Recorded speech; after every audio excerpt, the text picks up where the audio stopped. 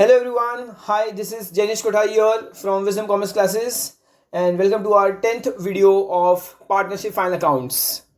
So today we are going to start with our sum number 8 which is given to us on page number 60 and the question is right in front of you on the screen.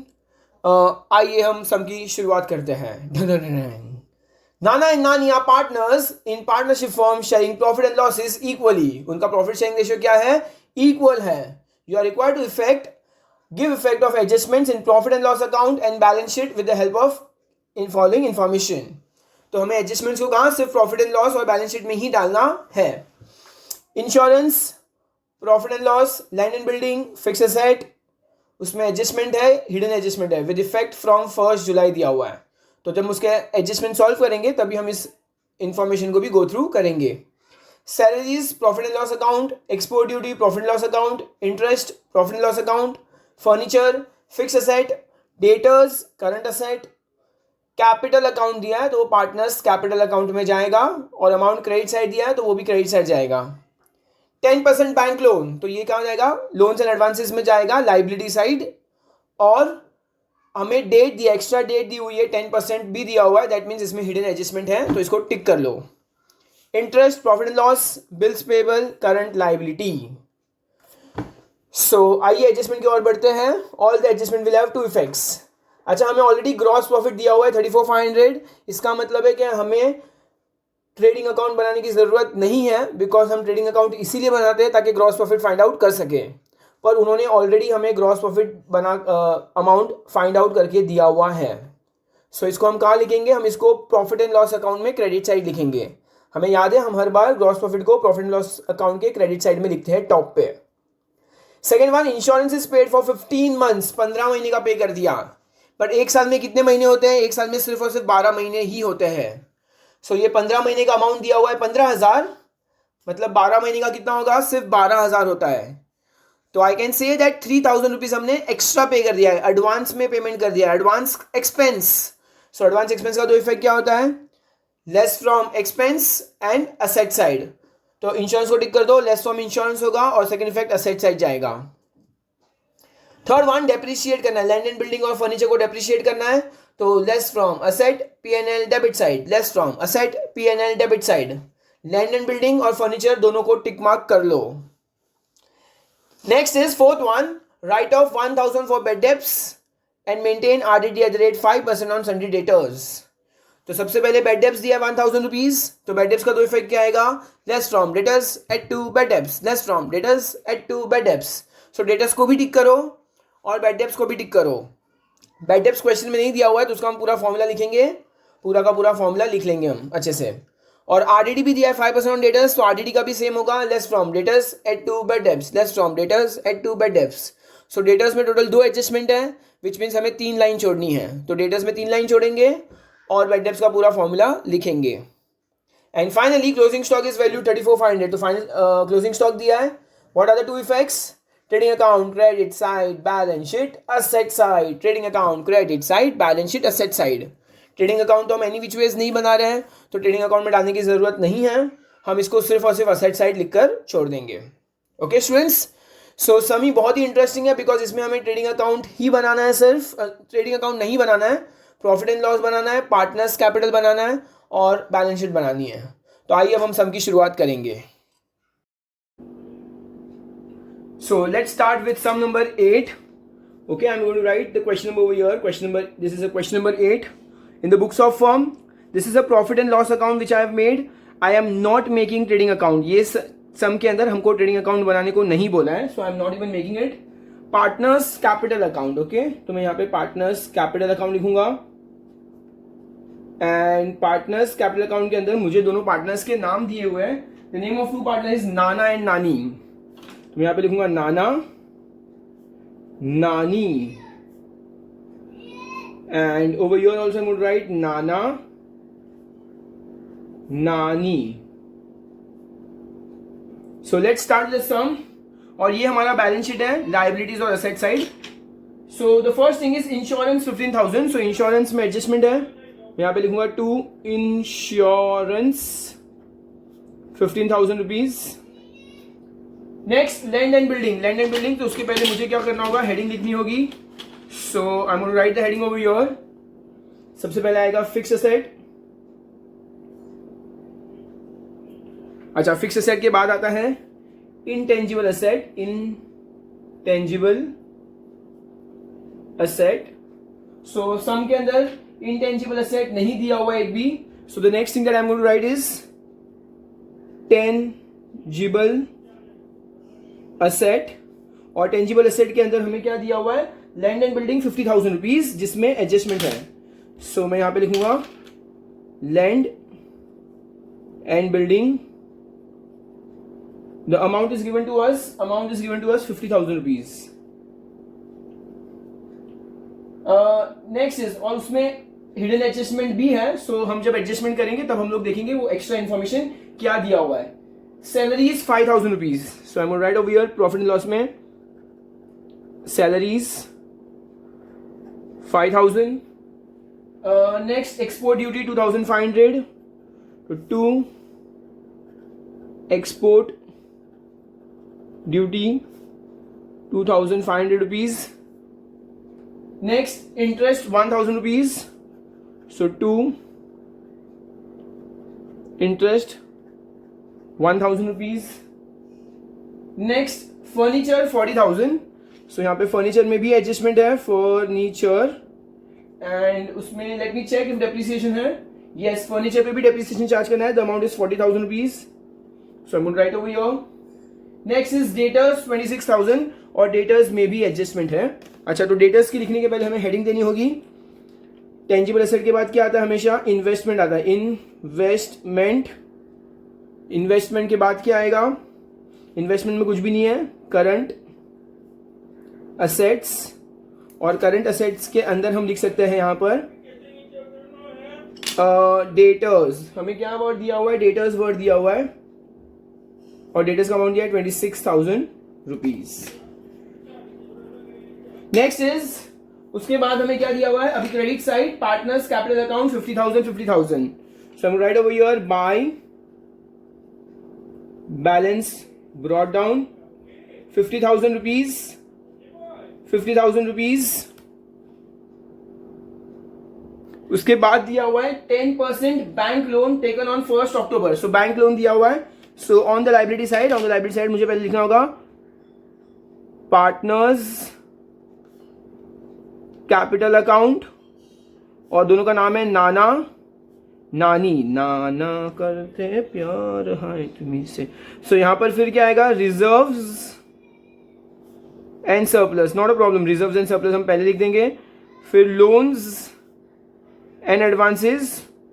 और loans and advances में आएगा ये हमारा 10% bank loan. 10% bank loan जिसमें adjustment है, hidden adjustment है.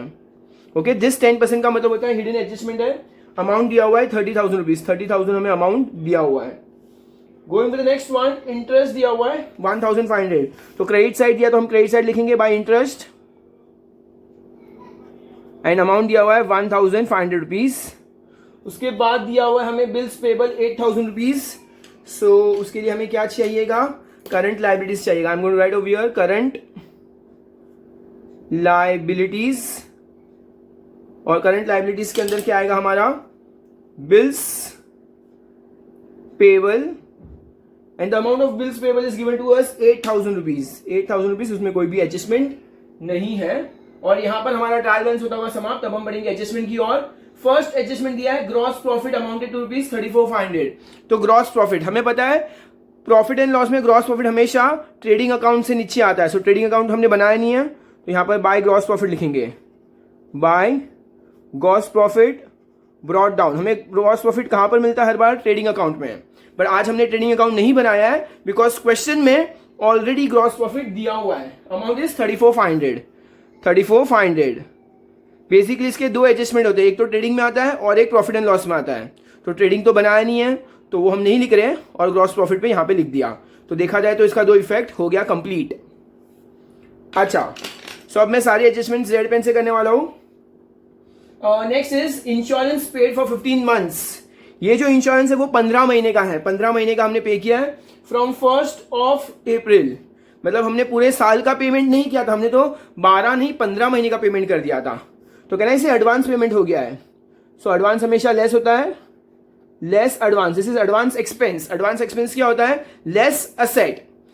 सो 12 महीने का, तो अगर 15 महीने का 15,000 तो 12 महीने का ऑब्वियसली 12,000 होगा।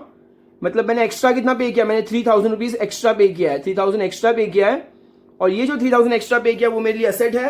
तो मैं यहां पे लिखूंगा डेटर्स में you have to leave 3 lines, 2 adjustment है, 3 लाइन छोड़ेंगे। यहां लिखना है एडवांस, एडवांस इंश्योरेंस। हमने एडवांस कितना पे किया था? 3,000 रुपीज एक्स्ट्रा पे किया था, 3,000 रुपीज। सो हो गया 2 adjustment. Moving forward to third one, depreciate land and building and furniture. तो पहले लैंड एंड बिल्डिंग और फिर फर्नीचर। बट स्टूडेंट्स हमें लैंड एंड बिल्डिंग में कुछ एक्स्ट्रा इंफॉर्मेशन दी थी। ओके, तो मैं पहले सिर्फ यहां पे डेप्रिसिएशन लिख रहा हूं, लेस डेप्रिसिएशन, और मैं यहां पे भी वर्ड लिख रहा हूं लेस डेप्रिसिएशन।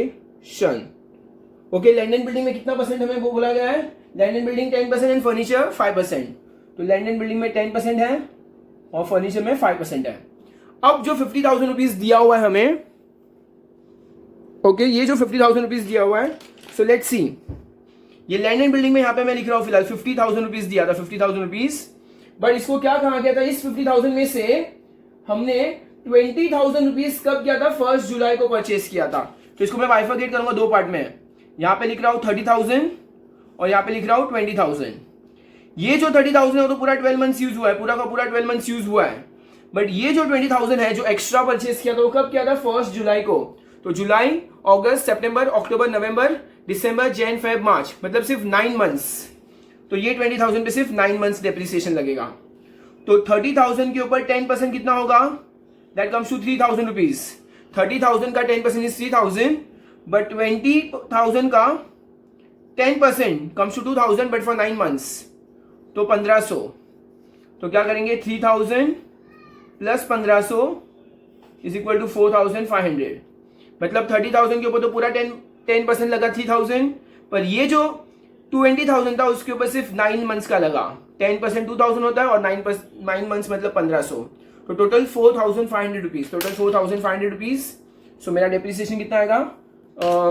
4,500 रुपीज। उसको लेस करेंगे तो कितना बचेगा? 45,500, 45,500। एंड 40,000 के ऊपर फर्नीचर का जो 40,000 था उसके ऊपर कितना परसेंट लगा है? उसके ऊपर है 5%, तो विच इज ओनली 2,000 रुपीज।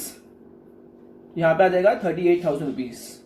और सेकंड इफेक्ट आएगा less from asset P&L debit side. Depreciation का 2 इफेक्ट होता है, less from asset P&L debit side. मैं यहां पे लिखूंगा टू डेप्रिसिएशन। ओके, डेप्री, ये अपना प्यारा भाई डेप्री भाई है, हम उसको प्यार से डेप्री बुलाएंगे। लैंड एंड बिल्डिंग, और लैंड एंड बिल्डिंग में अमाउंट आएगा 4,500 और फर्नीचर का अमाउंट आएगा just 2,000 rupees, which comes to 6,500 rupees. So less from asset P&L debit side. हो गया 2 effect complete. Next is write off 1,000 as bad debts. अच्छा, bad debts है। ओके, क्वेश्चन में तो बेड डेप्स नहीं दिया, तो हम लोग पहले पूरा फॉर्मूला लिख लेंगे। क्या आएगा? 2 bad debts add further bad debts, add new RDD less old RDD। तो ये क्या हो गया?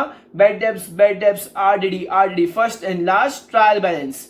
बट ट्रायल बैलेंस में तो कुछ भी नहीं दिया था, ट्रायल बैलेंस में तो कुछ भी नहीं दिया था, दोनों को नील करूंगा। First and last trial balance, trial balance में कुछ नहीं दिया था तो मैंने दोनों में नील कर दिया।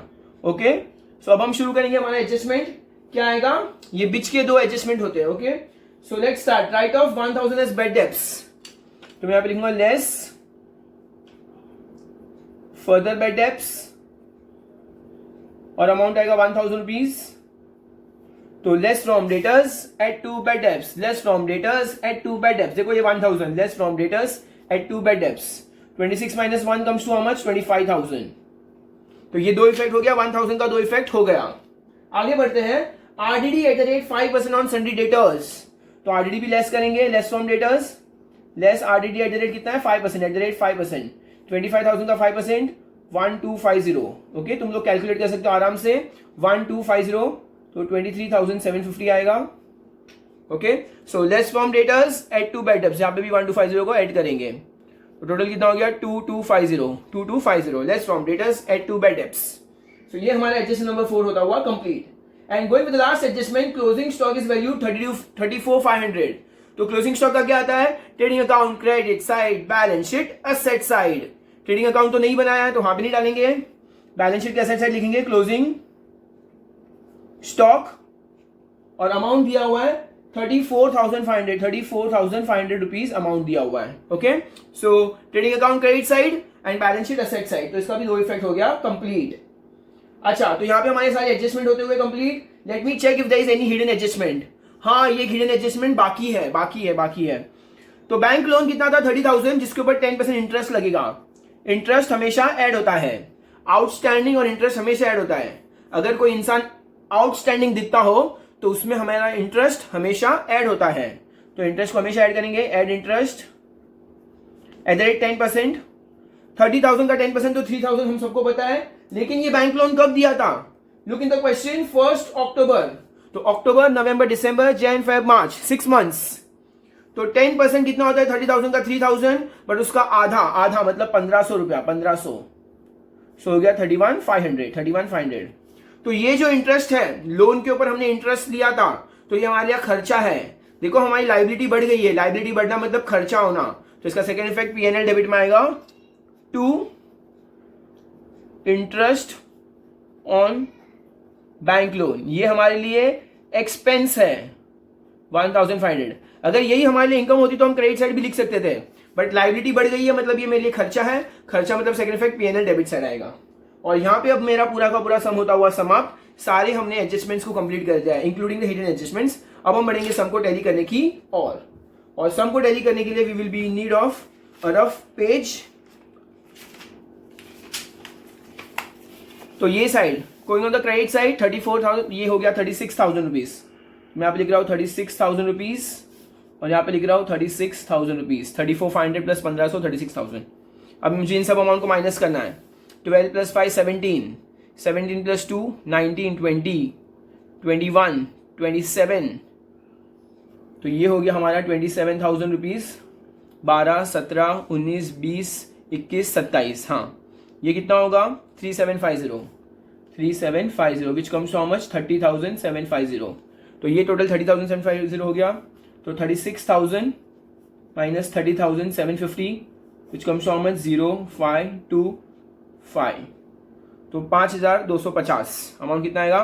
5,250. ये हमारा क्या हो गया? हमने यहाँ पर क्या फाइंड आउट किया है? नेट प्रॉफिट फाइंड किया है 5,250. हम लोग को क्वेश्चन में कुछ भी नहीं दिया हुआ है स्टूडेंट्स, कुछ भी नहीं दिया हुआ है अबाउट द. अच्छा, दिया हुआ है that profit sharing ratio is equal. तो 5250 को दो पार्ट में डिवाइड करेंगे. 2,625 एंड 2,625. 2,625. सो अब यहां पे हम लिखेंगे 2. ये हमारे लिए क्या है? Net profit transfer. हम ये नेट प्रॉफिट ट्रांसफर करेंगे टू पार्टनर्स कैपिटल अकाउंट. इसको पार्टनर्स कैपिटल अकाउंट में हम ट्रांसफर करेंगे. हम दोनों का नाम लिखेंगे नाना नानी. ओके, सो अब यहां से हम ट्रांसफर करेंगे इसको पार्टनर्स. तो यहां लिखेंगे by net profit brought down. Amount आएगा 2,625 एंड 2,625. तो यहां पे लिखेंगे 52,625. 52,625. 52,625. तो यहां पे भी लिखेंगे 52,625. 52,625. अब माइनस कुछ भी नहीं करना है, तो अमाउंट आएगा 52,625. 52,625.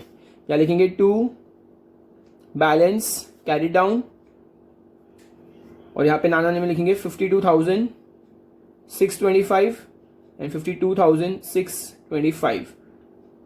तो कितना हो गया? 1,00,000 रुपया, और ये 5,250. तो 0, 5, 2, 1 कैरी, 5 हो गया 0, तो 1,05,250। अब इन सबको प्लस करेंगे हम, 1,05,250 और ये कितना है 39,500, 39,500 दैट कम्स टू 750, 4 1 कैरी, 1,44,750, 1,44,750, 1,44,750 लिखा है मैंने यहाँ पर। I am going to calculate this part also now. 45,500 plus 38,000, उसके बाद यहाँ आएगा 23,750 और ये 3 और ये 37,500, 37,500, 37,500, 0 5 17 1 कैरी, 6 14 17, 17 और 7 24, 2 कैरी, 6 प्लस 3 9 11 14, 1,44,750। सो यहाँ पे भी आ गया 1,44,750 और यहाँ पे हमारा ये सम होता हुआ समाप्त। सुपर्ब, हमारा सम टैली हो चुका है। टिंग टिंग। अब हम अंडरलाइन करेंगे। असीम मोशन शहंशाह वहाँ नंबर है। सो इसको अंडरलाइन करना है बहुत ही अच्छे तरीके से हमें। हम इसको क्या करेंगे, सब चीज़ों को यहाँ पर बैलेंसिंग फिगर को हम गोल कर देंगे। बैलेंसिंग फिगर को हम क्या करेंगे, गोल कर देंगे बैलेंसिंग फिगर को। ओके, बाकी सारी चीज़ों को सिस्टमैटिकली अंडरलाइन करना है हमें।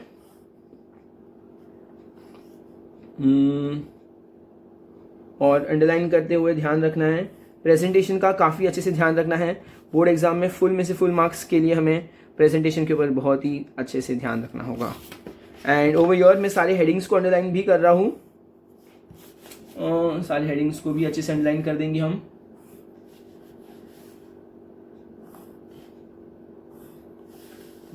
यहाँ भी जो भी ब्लैक पेन से मैंने हेडिंग्स लिखी थी उन सबको मैं अंडरलाइन कर रहा हूँ। एंड फाइनली इस पार्ट को भी अंडरलाइन करना है।